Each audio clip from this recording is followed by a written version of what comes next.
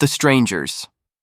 Chapter 2 is not just another installment in a horror series, it represents a deepening of the eerie mythology that has unsettled audiences since the first masked figures knocked on that isolated front door.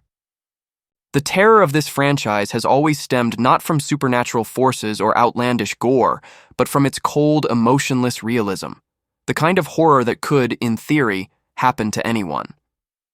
That chilling simplicity has made The Strangers a unique cornerstone in modern horror, and Chapter 2 looks set to take that grounded fear and evolve it into something even more layered, psychological, and unrelenting. After the events of the first chapter of the new trilogy reboot, the questions have mounted. Who are the strangers really? Why do they choose their victims? And most disturbingly, how do they keep finding more people to destroy in this hauntingly methodical fashion?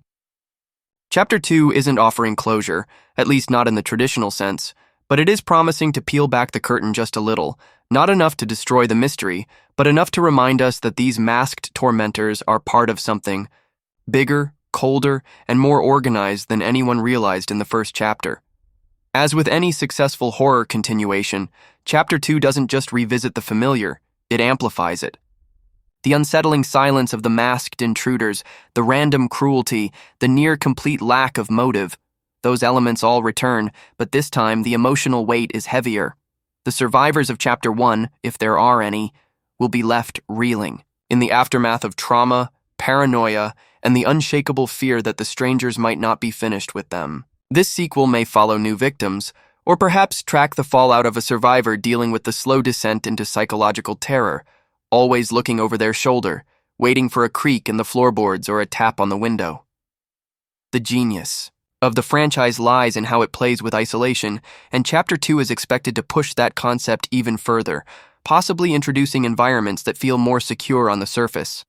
Motel rooms with security cameras, suburban neighborhoods, with watchful neighbors, or even public spaces where safety should be guaranteed. But with The Strangers, nowhere is truly safe, and the fear always comes from the realization that no amount of preparation can save you from people who simply want to hurt others for no reason.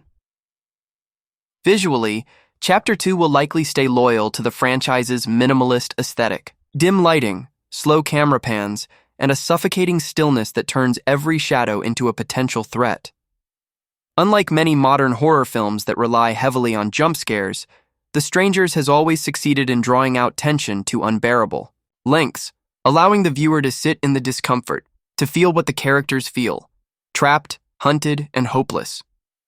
That stylistic choice is expected to remain front and center in Chapter 2, but with the added benefit of a higher budget and more confident storytelling following the franchise reboot. Expect more innovative uses of space, interiors that feel too large to monitor, forests that conceal movement just out of frame, or even urban settings where the closeness of others creates a new kind of vulnerability. The juxtaposition between supposed safety and actual danger is where The Strangers truly shines, and this sequel seems poised to exploit that unease like never before. Character-wise, Chapter 2 may continue the tradition of focusing on seemingly ordinary people. No action heroes, no final girls with secret combat skills, just flawed, relatable individuals trying to make sense of senseless violence. That realism is part of the franchise's power. In this installment, we may meet a couple whose relationship is already fraying, or a family trying to reconnect, or even a loner running from something unrelated, only to stumble into a new nightmare. These characters will be emotionally raw, struggling with guilt, fear, and the creeping realization that something is terribly wrong.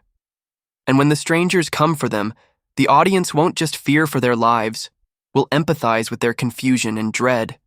Every scream, every failed escape attempt, every whispered prayer will hit harder because we know these people. We recognize parts of them in ourselves. The strangers themselves remain mostly mute, expressionless, and terrifying in their simplicity. The sack mask, the doll face, the pin-up girl, these have become iconic not just because of their design, but because of how effectively they erase humanity from the attackers. In Chapter 2, their behavior may reveal more about their rituals. Do they follow a pattern? Are there rules they adhere to? Is there a purpose behind the random selection of victims, or is that chaos part of a deeper strategy? The film might not answer all these questions directly, but it will likely tease answers through implication, subtle visual cues, or eerie repetition. Fans are hoping to see more about how the strangers operate behind the scenes, how they scout, their targets, how they communicate without speaking, how they blend into the world until it's time to strike. It's this balance between giving too much and just enough that will determine how successfully Chapter 2 builds the mythos. Pacing-wise, expect a slow burn. Chapter 2 isn't about constant action, it's about the dread that builds when you know something awful is coming and there's nothing you can do to stop it. The tension will likely be broken only by brief, brutal bursts of violence that feel all the more shocking because of the quiet that surrounds them. But more than just fear, the film may explore despair, the kind that sinks in when the characters realize there's no help coming, no authority that can stop this, no plan that guarantees survival. That emotional depth could elevate Chapter 2 beyond just being a scary movie into something far more devastating and impactful. In terms of structure, the sequel may experiment with multiple timelines or interwoven narratives. Perhaps we follow two different groups in parallel, both being stalked by different strangers in different settings, only to discover they are part of a larger coordinated movement. Or perhaps the story follows a former victim years later, someone who has built a new life but begins to unravel when the signs return. The same car, the same knocking pattern, the same creeping dread. Flashbacks could reveal key moments from Chapter 1 that went unnoticed, recontextualizing what we thought we understood. These narrative choices can keep the sequel fresh, while deepening the mystery that fuels the entire franchise. Even the sound design is critical. The franchise has always excelled in using silence as a weapon. The absence of a musical score during key moments forces the audience to sit in the scene with no emotional guidance, no signal that something is about to happen. Just the sound of the wind, a creaking floor, a distant radio. Chapter 2 is expected to continue this minimalist approach to audio, allowing ambient sound to become its own character. That attention to realism not only enhances immersion, but forces viewers to become hyper-aware, just like the characters. Every sound matters, and every silence is deafening. And finally, thematically, the strangers. Chapter 2 might explore the impact of trauma, not just physical survival, but the emotional aftermath. What happens to those who lived through the first attacks? What scars are left behind? Does surviving mean healing, or is the damage permanent? These are the kinds of questions that elevate horror from spectacle to storytelling, and this franchise has always had the potential to do both. With a second chapter expanding the universe and preparing the way for a third, this film isn't just a sequel, it's the turning point.